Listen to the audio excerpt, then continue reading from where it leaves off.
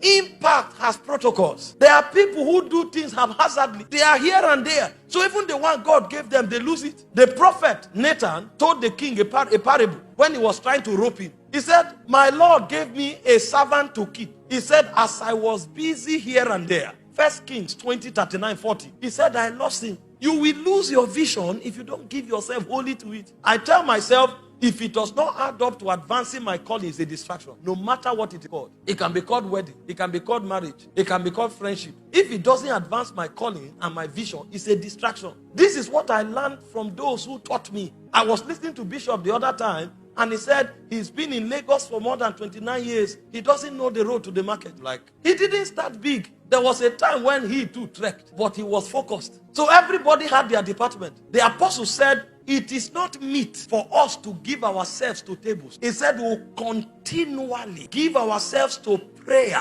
and to the ministry of the word. Acts chapter 6 verse 4. If you don't give yourself wholly, you will fail. Paul didn't say you will profit because hands were laid on you. It's a blessing. Paul didn't say you will profit because prophecies went on you. It's a blessing. He said it's when you meditate on it, it's when you give yourself wholly that your profiting will be made manifest. Some of us have given ourselves partially to our calling. That's why we are where we are. That's why you are seeing people who you mentored now shaking the word and you are frustrated. You have not given yourself wholly. Many things will compete for your time, but discipline requires that you structure your program according to priorities. There are many things I would have loved to do. I can't do them because necessity is laid upon me. Give yourself wholly. Partial giving does not change the world. Ask people who are impacting their world. They are wasted on their calling. And that's why if your calling does not work, you will fail everywhere. Because you have invested your all in your calling. It's a risk to be called. Every other thing that comes eventually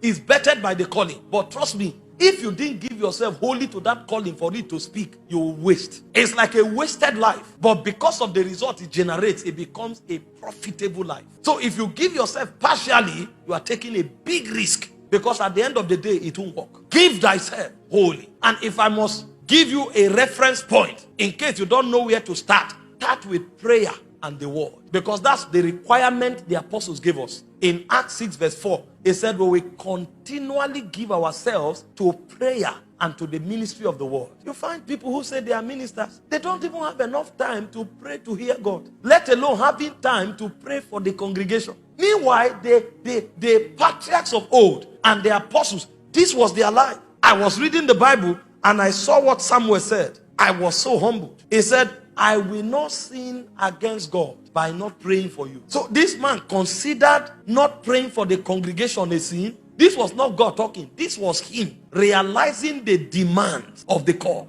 That's a whole nation. And you wonder why Samuel could bring a whole city under the radar of God. The Bible said in Naioth Ramah, where Samuel dwelt, Saul came to arrest him. Nobody confronted him. The whole army began to prophesy.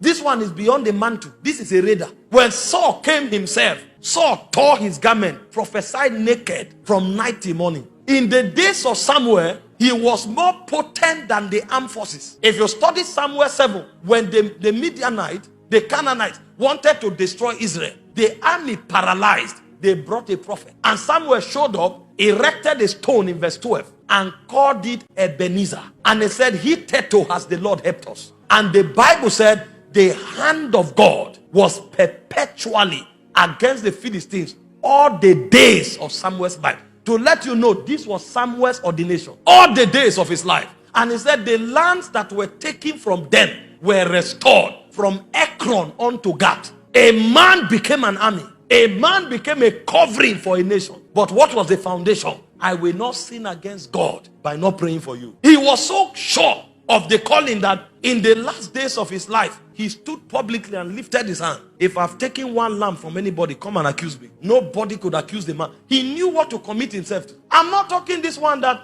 you are all over the place trying to win people over. Leave them. Win God, the people will come. God's servant Bishop Orokpo said, God told him many years ago, keep the grass green. The sheep will come and lie down to it. You have not given yourself to prayer. In Colossians 4:12, he said, Epaphras is one of you, a born servant of Christ, laboring fervently for you in prayers that you may stand perfect and complete in all the will of God. you can bet the work in prayer. Paul said, my little children, of whom I travail again in prayer until Christ be formed in Galatians 4:19. This is how they work this thing. In Isaiah 66 verse 8, he said, it's as soon as Zion travailed that she brought forth her children. You have not given yourself to prayer. This prayer, wake up in the morning, 15 minutes. You say, Father, we love you. Take over. You are playing. It takes travail for ministry to be born and for ministry to stand. And then you also have to labor in the word. You labor. One of the criteria of an elder is that he labor in the word and doctrine. Paul said in 2 Timothy 2:15, he says, study to show yourself approved. A watchman, a workman that need not be ashamed, rightly dividing the word of truth. In Joshua 1:8, this book of the Lord shall not depart from your mouth. You meditate upon it day and night. See that you obey that which is written therein. You make your way prosperous and you have good success. So this, nobody's name is attached. It's those who are committed that become. God's servant's name was not attached. Commitment bets it. And if you are not wholly given,